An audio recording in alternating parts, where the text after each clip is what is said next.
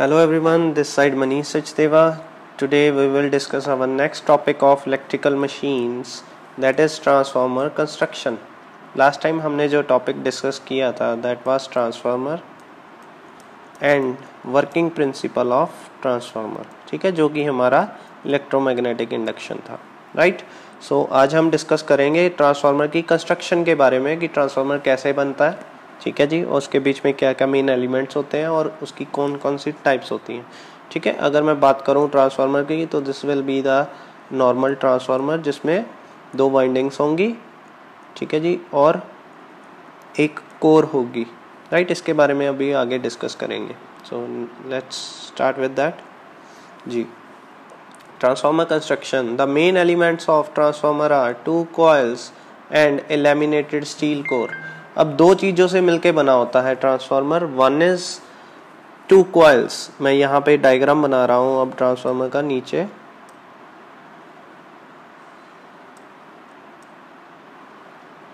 ठीक है जी। एक वाइंडिंग, दो कॉइल्स होंगी इसकी, एक कॉइल जो है वो हम एक साइड में ट्रांसफार्मर के, और जो दूसरी वाइंडिंग होगी वो हम ट्रांसफार्मर की दूसरी साइड में बाउंड कर रहे हैं, राइट। जिस साइड पे हमने एसी सप्लाई देनी है वो उसको हम बोलते हैं प्राइमरी साइड या प्राइमरी वाइंडिंग। जिस साइड पे हम लोड को कनेक्ट करेंगे, लोड रजिस्टर या लोड को, तो उस साइड पे हम जो वाइंडिंग होगी that is called secondary winding, ठीक है। वो सेकेंडरी साइड है या सेकेंडरी वाइंडिंग है, राइट। सो एक तो ये चीज हो गई कि ये मिलके बना है दो वाइंडिंग से, primary winding and secondary winding. दूसरी चीज होती है इसमें ए लैमिनेटेड स्टील कोर। ये जो है this part is called a core part, ठीक है। ये इसकी बॉडी है, इसको हम कोर बोलते हैं।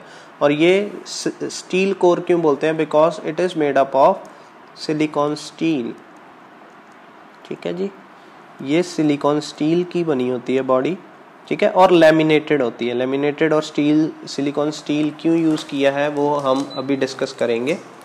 सो first of all we will read the laminated steel core. सबसे पहले ये कोर के बारे में बताया इन्होंने। The core of the transformer is constructed from laminations of sheet assembled to provide a continuous magnetic path. वो कहते हैं कि हम इसको एक कंटिन्यूसली शीट्स के रूप में कोर को बनाते हैं to provide a continuous magnetic path. हमारा पर्पस क्या है? हमारा पर्पस है यहाँ पे जब करंट आएगा थ्रू दिस सप्लाई, उसके कारण यहाँ पे कुछ, मैं एक मिनट इसको क्लियर करता हूँ।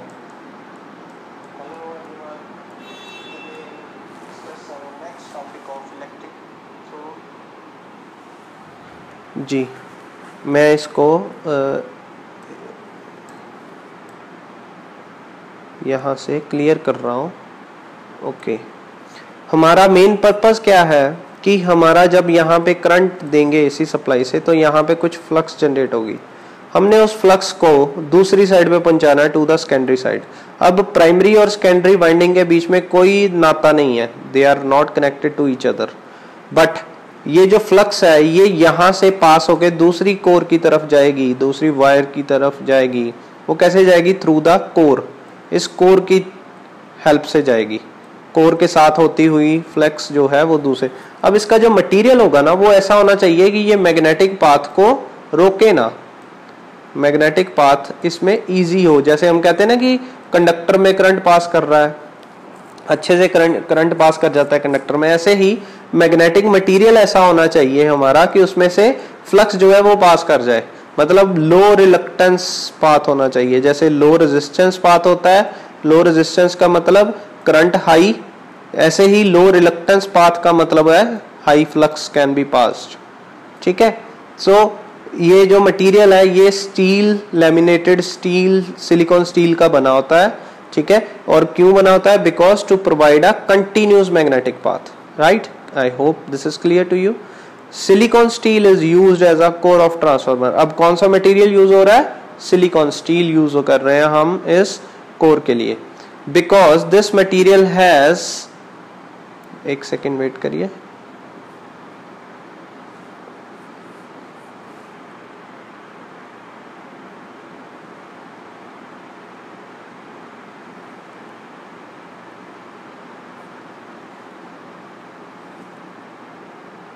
इतना जा भाई।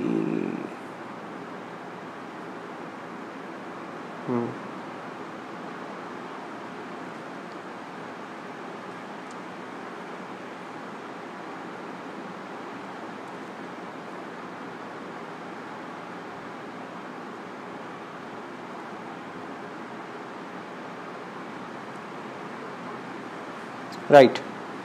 So silicon steel is used as a core of transformer because this material has low hysteresis losses. हमें पता है कि in the magnetic circuit, किसी भी magnetic circuit में दो तरह के losses होते हैं. One is hysteresis loss, other one is eddy current loss. वो आपने basic electrical engineering में भी पढ़ा होगा. ठीक है जी. किसी भी मैग्नेटिक सर्किट में two kinds of losses are there. One is hysteresis loss, ठीक है, other one is eddy current loss. अब ये दोनों जो लॉसेस होते हैं ये फिक्स्ड लॉसेस होते हैं. ठीक है जी. अब इसको खत्म करने के लिए हमने क्या किया, एक तो सिलिकॉन स्टील मटेरियल यूज किया जिससे क्या हो गया, हिस्टेरेसिस लॉस कम हो गए. ठीक है, ये लॉस कम हो गए because this material is having low hysteresis. दूसरा जो हमारा इसको लैमिनेशन किया होता है इस कोर को, वो क्या करता है, the core is laminated to minimise the eddy current loss. और जो लैमिनेशन प्रोवाइड की होती है to this core that is used to minimise the eddy current loss. ये दोनों एग्जांपल आपको ब्लैंक्स में आएंगी कि सिलिकॉन स्टील किस लॉस को कम करता है और लैमिनेशन किस लॉस को कम करती है. ठीक है, तो लैमिनेशन एडी करंट लॉस को कम करेगी इसके ट्रांसफार्मर में जो होंगे, और सिलिकॉन स्टील जो है वो हिस्टेरेसिस लॉस को कम करेगी. Right. The laminations are insulated from each other by a light coating of oxide layer. अब लैमिनेशन ऐसी नहीं होगी कि अगर मान लो ये शीट्स हैं, ग्रुप ऑफ शीट्स हैं, अब ये हर ग्रुप ऑफ शीट्स को अलग से लैमिनेट किया होता है. ये नहीं कि पहले इसको इकट्ठा कर दिया, एक बॉडी बना दी और उसके बाद इसको प्रॉपर लैमिनेशन दे दी, ये नहीं होगा. ठीक है, हर शीट को अपनी अलग अलग लैमिनेशन प्रोवाइड की होती है. और वो किस चीज की लैमिनेशन की होती है इसमें, ऑक्साइड लेयर की और वार्निश की. ये आपने याद रखना है. Oxide layer is used as a lamination material. Right. और जो थिकनेस होती है लैमिनेशन की that varies from 0.35 mm to 0.5 mm. ये भी आपने लाइन याद रखनी है. द लैमिनेशन थिकनेस इज, कई बुक्स में 0.2 mm से लेके 0.5 mm तक दिया है, तो आपने ये स्टैंडर्ड है बेसिकली 0.35 mm से 0.5 mm तक. Right. The core of the transformer is either made square और रेक्टेंगुलर इन शेप. अब जो कोर होती है इस ट्रांसफार्मर की वो या तो स्क्वायर शेप में होती है या रेक्टेंगुलर शेप में होती है, आगे पढ़ेंगे. It is further divided into vertical and horizontal part. अभी मैं आपको ये बना के दिखाऊंगा जी. ये जो हमारा ट्रांसफार्मर है ये ऐसे शेप होती है इसकी. अब इसमें दो वाइंडिंग्स है. ठीक है, वी नो दैट. अब इसमें दो तरह की बॉडी दिख रही है, एक ये और ये है, इसको हम बोलते हैं वर्टिकल पार्ट्स. ठीक है, वर्टिकल पार्ट्स, इसको हम लिम्स भी बोलते हैं. क्या बोलते हैं, लिम्स. और लिम्स पे ही हमेशा वायर बाउंड की होगी, ये लिम्ब और ये लिम्ब को. ठीक है. दूसरी जो है इसका पार्ट होता है कोर का, दैट इज हॉरिजॉन्टल पार्ट, ये वाला और ये वाला, ये दोनों पार्ट हॉरिजॉन्टल है और ये इसको हम योक बोलते हैं. ठीक है, ये आपने याद रखना है. जो वर्टिकल पार्ट होते हैं दैट इज जिसमें कॉइल बाउंड होती है उसको हम लिम्स बोलते हैं, जो हॉरिजॉन्टल पार्ट होता है उसको हम योक बोलते हैं. राइट. नेक्स्ट, अब next part is laminated steel core हो गया हमारा. अब हम पढ़ते हैं टू वाइंडिंग्स की तरफ. टू वाइंडिंग्स कौन कौन सी होती है हमें पता है. One is primary winding, other one is secondary winding. ठीक है जी. द टू कॉइल्स, एक मिनट इसको छोटा कर लें.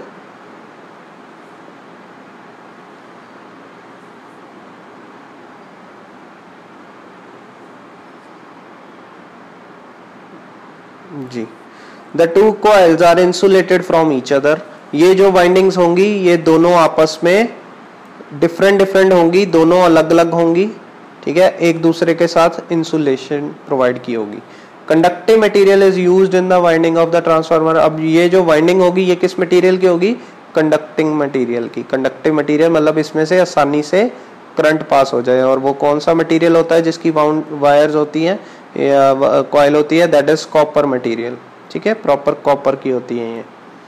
The coils wound used are bound on the limbs of the core. और ये जो कॉइल जो हम यूज कर रहे हैं वो कहाँ पे बाउंड की होती है? On the limb side. Limb कौन सी होती है? Vertical side.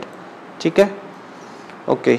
The two different windings are bound on two different limbs of the core. और हर इसमें जो लिम्ब है वो डिफरेंट डिफरेंट वायर हमने बाउंड की होती है। To reduce the leakage flux, it is necessary that winding should be very close to each other to have high mutual induction. अब हमारा मेन पर्पस क्या है? हम अगर बात करें ट्रांसफार्मर की तो इसका मेन पर्पस क्या है कि जब हम यहाँ से सप्लाई देते हैं तो एक करंट आएगा इसमें से। जो करंट जब इस कॉइल में से पास करेगा तो यहाँ पे कुछ फ्लक्स प्रोड्यूस होगी। ठीक है, whenever there is a flux produced in this coil, it will goes to the other side। और हम इमेजिन करते हैं कि यहाँ से जो 100% फ्लक्स है वो सारी की सारी सेकेंडरी की साइड जा रही है। और जब यहाँ पे पहुंच जाएगी तो यहाँ पे इस फ्लक्स के कारण कुछ EMF इंड्यूस होगी इस कॉइल में। ठीक है, EMF induce will in this coil. और ये जो EMF है ये लोड पे जब कनेक्ट करेंगे तो करंट पास होगा यहाँ से। यही प्रिंसिपल है इसका। बट ऐसा होता नहीं है। एक्चुअल ट्रांसफार्मर में क्या होता है, यहाँ पे कुछ लीकेज फ्लक्स जनरेट हो जाती है। मतलब वो फ्लक्स इधर ही घूमती रहती है, वो दूसरी साइड जाती नहीं है। उसको हम बोलते हैं लीकेज फ्लक्स। ठीक है, इसको हमने कम से कम करना है। और वो कैसे करेंगे? जब हम ये दोनों जो कॉइल्स हैं इसको एक दूसरे के बहुत पास ले आएंगे। ये नहीं कि एक दूसरे के साथ टच कर दो, टच नहीं करना, but it should be very close to each other. ठीक है, तब क्या होगा? हाई, इसीलिए हमारा जो है ट्रांसफार्मर सक्सेसफुल होगा। राइट, आगे ट्रांसफार्मर की कंस्ट्रक्शन के बारे में पढ़ते हैं। ये कुछ गड़बड़ हो रही है वीडियो में, हर बार स्लाइड को एक जगह से दूसरी जगह लेके आना पड़ता है। ओके, तो according to the core construction, अब इसकी कंस्ट्रक्शन की दो टाइप्स होती हैं। One is core type transformer, other one is shell type transformer. और वो किस पे डिपेंड करती है कि कोर की कंस्ट्रक्शन क्या है, मतलब कोर कैसे बनाई हुई है और कैसे हमने प्राइमरी एंड सेकेंडरी वाइंडिंग को प्लेस किया है। उसके अकॉर्डिंगली ये दो तरह का होगा transformer. One is core type transformer, other one is shell type transformer. ठीक है, इसमें से जो कोर टाइप ट्रांसफार्मर है उसमें हम एल शेप की स्ट्रिप्स यूज करेंगे एक दूसरे से कनेक्टेड बैक टू बैक। ठीक है, एल शेप की यूज करेंगे, या तो दे कैन बी रेक्टेंगुलर और whether it can be square. ठीक है, right. In simple core type transformer, the magnetic core is built up of laminations to form a rectangular frame. It can be rectangular, it can be square also. ठीक है, The laminations are cut in the form of L-shaped strips. ये L shape की strip काटी होंगी, हम इसको आपस में ज्वाइन करेंगे तो ऐसा एक मटेरियल बन जाएगा, ये कोर बन जाएगी इस थिकनेस की। ठीक है, तो in order to avoid the high reluctance at the joint, यहाँ पे जब हम जॉइंट देते हैं, अगर हम इसको ऐसे ज्वाइन कर दें एक दूसरे से साथ पक्का ही कोर बना के, तो क्या होगा, यहाँ पे हाई रिलक्टेंस आ जाएगी। हाई रिलक्टेंस मतलब लो मैग्नेटिक पाथ हो जाएगा। तो इसलिए क्या होता है, हर शीट को, हर स्ट्रिप को अलग से लैमिनेशन की होती है। Laminations are butted against each other, the alternate layers are stacked differently to eliminate continuous joint. और अलग अलग से जो है वो यहाँ पे आपको दिखाता हूं मैं जी। यहाँ पर अगर ध्यान से देखेंगे आप तो यहाँ पे अलग अलग अल्टरनेट लेयर्स दी हुई हैं। मतलब एक यहाँ पे लाइन दी है, फिर नहीं दी है, फिर दी है, फिर नहीं दी है, फिर दी है। ऐसे ही मतलब ये स्ट्रिप्स को अल्टरनेट ज्वाइन किया होता है ताकि कंटिन्यूस जो है मैग्नेटिक पाथ बना रहे और लैमिनेशंस का काम प्रॉपर होता रहे। राइट, तो आगे बढ़ते हैं। आगे है हमारा shell type transformer.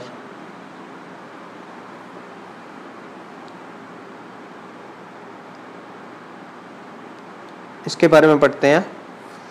Shell type transformer में जो दो तरह की स्ट्रिप होती है, that is E type and I type strip. ये ई टाइप की स्ट्रिप है, ये आई टाइप की स्ट्रिप है। इन दोनों को कनेक्ट किया जाता है।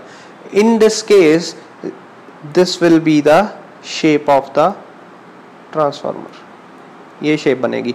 एक आई है इसमें और एक ई है, दोनों को कनेक्ट कर दिया तो ये बन जाती है shell type transformer, right.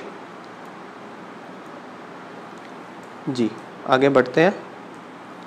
In case of shell type transformer, each lamination is cut in the form of E and I. In order to avoid high reluctance at the joint where the laminations are, ये भी यही होगा कि alternate layers में इसको join किया होगा और lamination की होगा हर strip को, ताकि continuous magnetic path बना रहे और continuous joint कोई भी ना आए, क्योंकि continuous joint आने के साथ क्या होगा, high reluctance will be there और वहाँ पे magnetic path की कमी आ जाती है, ठीक है। तो इसको कम करने के लिए हमने हर लैमिनेशन, हर स्ट्रिप को अल्टरनेट वे से लैमिनेट किया होता है, राइट। तो आगे बढ़ते हैं जी।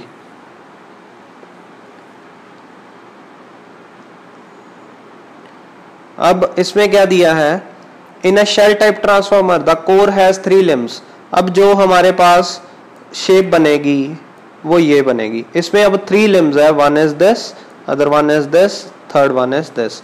ये सेंटर का, ये राइट साइड का, ये लेफ्ट साइड का, ठीक है जी। अब इसमें से जो सेंटर वाला पार्ट है दैट इज, इसमें ही दोनों वाइंडिंग्स ऐसे वाउंड की होती हैं, ये प्राइमरी वाइंडिंग और ये सेकेंडरी वाइंडिंग, ठीक है। This will be primary side, this will be secondary side, मतलब सेंटर वाली में, सेंटर वाले जो लिम्ब है इसमें दोनों वाइंडिंग्स को ज्वाइन किया होता है, मतलब सारी फ्लक्स इसमें से ही पास करेगी। फ्लक्स ऐसे घूम के गई फिर सेंटर में आ जाएगी, ठीक है, फिर इधर से घूम के आई फिर सेंटर में आ जाएगी, मतलब सेंटर वाले में whole flux will be there. जो बाकी 2 साइड रहेगी लिम्ब्स की उनमें हाफ फ्लक्स पास करेगी, हाफ इधर से हाफ इधर से, right. The central limb carries whole of the flux whereas the side limb carry half of the flux, therefore the width of the central limb is about double to that of other limb. जो इसकी width होगी central limb की, वो उससे ये limb जो है that is heavier, that is having high thickness than the side by limbs, ठीक है। Both the primary and secondary windings are placed on the central limb. दोनों वाइंडिंग्स प्राइमरी और सेकेंडरी ये सेंट्रल लिम्ब में connected है side by side. The low voltage, अब इसमें 2 तरह की वाइंडिंग कनेक्टेड होती है, एक होती लो वोल्टेज वाइंडिंग, एक होती हाई वोल्टेज वाइंडिंग। जो कोर के पास होती है वो लो वोल्टेज वाइंडिंग होती है। वो क्यों होती है, बिकॉज कम से कम इंसुलेशन देते हैं हम कोर के साथ इसकी। अगर जो बाहर होती है कोर के वो होती है हाई वोल्टेज वाइंडिंग, ठीक है। This is placed outer side because to reduce the cost of insulation placed between core and low voltage winding, ठीक है। ये सिलेंड्रिकल शेप में हम वाउंड करते हैं इसको, जो हमारी वो होती है वाइंडिंग्स, ठीक है। और core lamination are inserted later on, ठीक है। जो लैमिनेशंस होंगी वो बाद में इसमें लगाई जाती हैं, ठीक है। So this is the second type of transformer. अब इसकी एक एनिमेशन है वीडियो, वो मैं आपको दिखा रहा हूँ, ये आप देख के आपको समझ आ जाएगा कि कैसे ये 2 तरह का बना होता है। अगर कोई प्रॉब्लम आएगी इस टॉपिक में तो हम डिस्कस कर लेंगे इसको in the video, right, in the comment section or in the online session. The transformer core helps to effectively transfer magnetic flux in the primary winding to the secondary winding. The core is made up of thin slices of highly permeable material. In this video, we will go through different types of core construction. Transformers can be broadly classified as core and shell type. In a core-type transformer, the winding surrounds the core. A single-phase core-type transformer is constructed in the following way.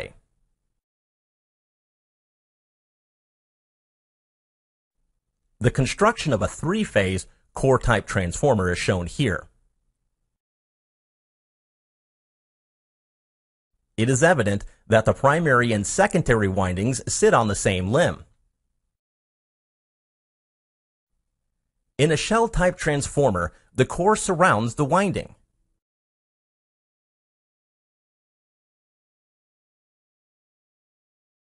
The construction of a 3-phase shell-type transformer is shown here. It is evident that the core design is more economical and easy to manufacture compared to the shell-type design. But for high power rating and voltage applications, the shell-type design is preferred because of its better short-circuit strength characteristics. It also exhibits a better power-to-weight ratio, That's all about the transformer core types. Thank you.